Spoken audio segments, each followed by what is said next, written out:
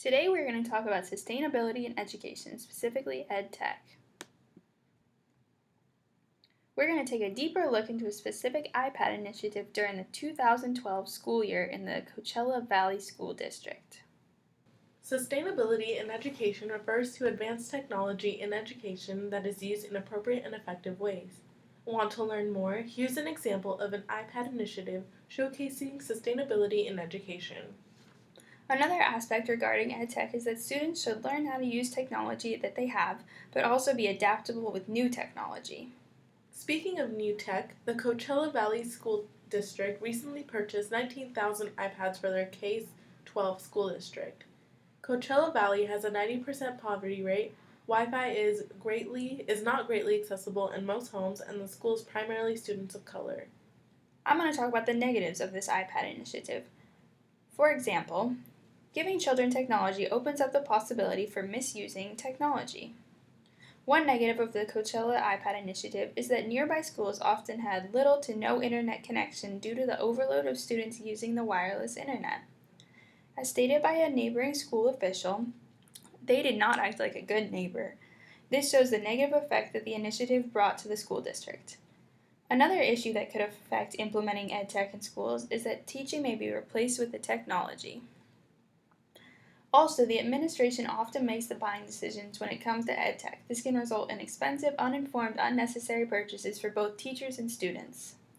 This leads to the issue of funding for ed tech. In the next few years, Coachella would most likely have to replace some of the iPads.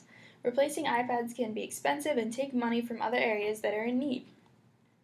Finally, the ultimate concern for the iPads, misuse. At Coachella, students were not always using the iPads for educational purposes. The privacy and social media blocking was weak on the iPads. Often the students didn't respect the technology and the iPads could become a distraction. Don't worry, there are also positives in the iPad initiative. When you grant children the accessibility to new technology, it can spark creativity and inspiration for school assignments. The iPad initiative may increase understanding on topics that are traditionally difficult. There have been positive studies done to show the vast improvement of students in reading with the iPad integration. Another benefit of implementing the iPads would be beneficial for the community. The initiative brought access to technology to thousands of disadvantaged households that previously didn't have Wi-Fi access.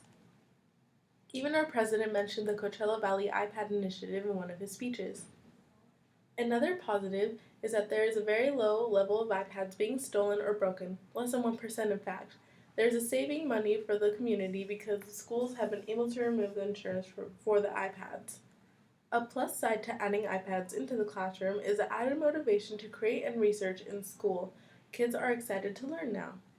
Having the iPads integrated in the classroom can make teaching more interactive by creating hands-on learning that doesn't depend on rote memorizing. To recap, do the pros outweigh the cons? Well, the positives are increased learning, bringing ed tech to underdeveloped households, interactive curriculum, and exciting the students to learn.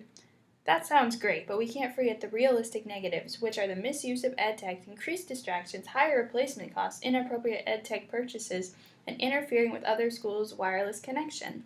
So, is it a good idea? Or not? What do you think? Thanks for watching!